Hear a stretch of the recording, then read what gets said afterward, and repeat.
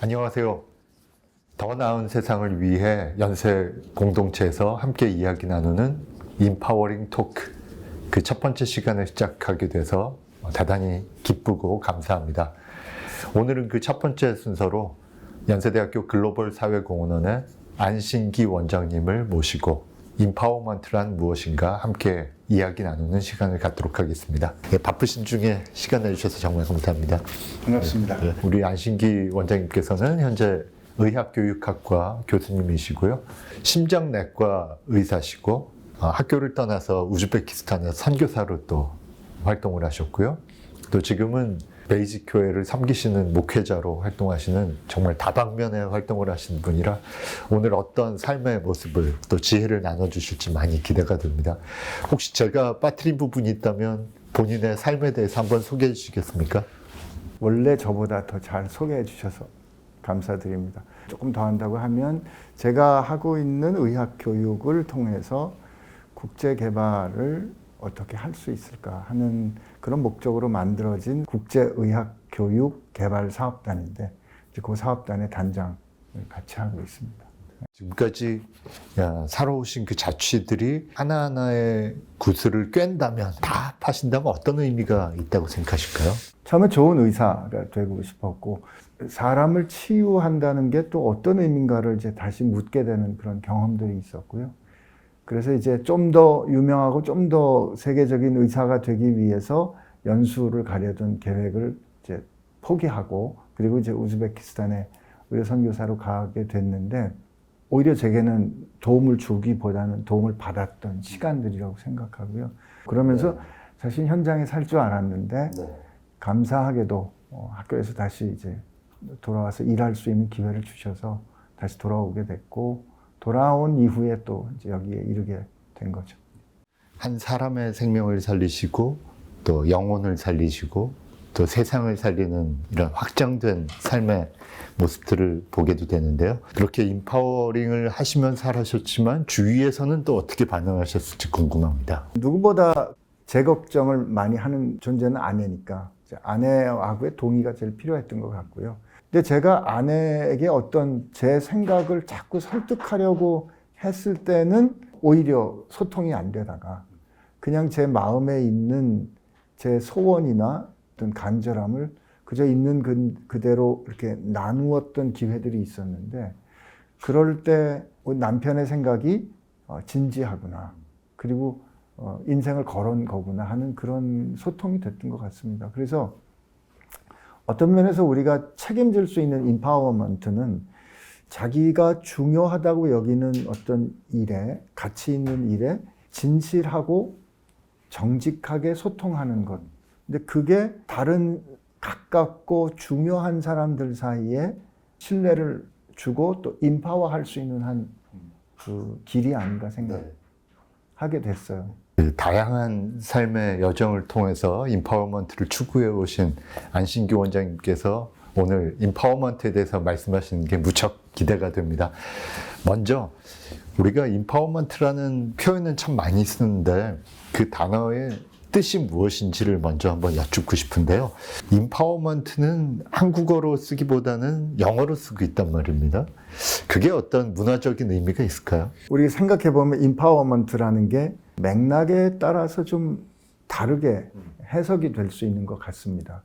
예를 들면 누군가에게 자기 스스로 자율적으로 어떤 결정을 할 수 있는 권한을 이양하는 것을 우리가 인파워한다고 말하기도 하고 주체성을 확립하고 자기 주도성을 잘 이렇게 이끌어주는 것을 또 인파워한다고 하기도 하고 그 여성의 참정권이나 남녀가 이렇게 서로 좀 차이가 있었을 때 그게 같아지는 거를 예를 들면 워먼 인파워먼트라고 한다든지 어떤 사회에 있어서 꼭 필요한 힘이 있는데 그 힘을 더해준다는 게 이제 인파워먼트라고 할 때 그런 거를 다 포괄하는 표현으로 그냥 우리가 인파워먼트라고 쓰는 게 아닐까 그런 생각해 봅니다. 사회가 과연 어떤 태도를 가져야지 이 인파워먼트가 진짜로 작동할 수 있을까요? 우리 이제 사회가 한국 전쟁 이후에 매우 압축적인 성장을 해오면서 그 성장을 이루었던 원동력이 경쟁이 아니었을까 싶어요. 근데 그 경쟁하는 그 사회 가운데 우리 사회에 있는 구성원들이 모두에게 공평한 기회를 주기를 바라는 거가 상당히 기대도 요구도 높다고 생각합니다. 그렇지만 우리 이제 그 소위 이퀄리티냐 이퀴티냐의 문제에서 누군가는 그 사람이 갖고 있는 어떤 결손이나 연약함 때문에 그냥 소위 똑같이 출발했을 때는 이미 답이 정해진 것 같은 그런 룰은 정말 공정하다고 할 수 있을까 하는 생각이고요. 저는 그건 진정한 의미에서 임파워먼트는 아니라고 생각하고요.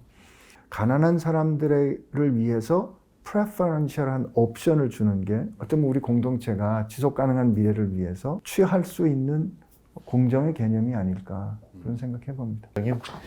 처음 2016년도에 임파워먼트와 인게이지먼트의 중요성을 또 연세 공동체에 널리 이제 잔향을 일으키셨던 당사자로서 지금 우리 학교의 모토가 임파워링 연세로 정해진 데 대해서 소회가 어떠신지 궁금합니다. 우선 매우 감격스럽죠. 그렇지만 임파워링 연세를 생각하면 이 의미가 뭔가는 우리 한번 잘 생각해 볼 필요가 있을 것 같아요. 연세가 이 세상에서 여러 영역에서 해결되지 않은 문제들을 사람을 양성하고 연구하고 여러 자원들을 협력해서 그런 해결하는 능력을 가지고 또 그런 해결하려는 열망을 가지는 그렇게 되는 변화 그리고 그렇게 이루어지는 사회의 구체적인 변화가 저는 연세가 임파워드 되는 거라고 생각합니다. 그러니까 임파워링 연세는 임파워링 하는 연세이고 그 연세가 그렇게 임파워링 하는 기구가 될 때 저는 진정한 의미에서 연세가 임파워드 되는 거라 그렇게 말하고 싶습니다. 연세를 임파워하는 것에 그치는 것이 아니라 세상을 임파워하기 위해서 연세를 더 힘을 주겠다는 의미로 이해해도 될까요? 그렇죠. 그러니까 저는 연세가 그런 열망을 갖고 있는 기관이라고 저는 믿습니다. 왜냐하면 우리의 역사적인 정체성, DNA가 그렇거든요. 한국의 미래는, 조선의 미래는 한국 사람들이 책임을 져야 하니 그 사람들이 책임을 질 수 있도록 이 사람들을 세워야 한다라는 정신을 가진 분들이 우리 학교를 만드셨기 때문에 그분들의 정신이 우리 학교를 만든 창립 정신으로 저는 그 140년을 향해 가는 역사에 도저히 흐르고 있다고 믿거든요. 그렇기 때문에 연세대학교가 오늘날 세계적인 그 대학이 된 것 그 자체가 이런 인게이지먼트와 그 결과로 임파워드 된 거에 정말 좋은 증거이고 또 그런 모델이라고 생각합니다. 지금까지 글로벌 사회공헌원 창립 멤버로서 또 지금 원장님으로서 글로벌 사회공헌원이 해온 활동대에서 가장 자랑스럽게 생각하시는 것이 있다면 한번 소개 부탁드리겠습니다.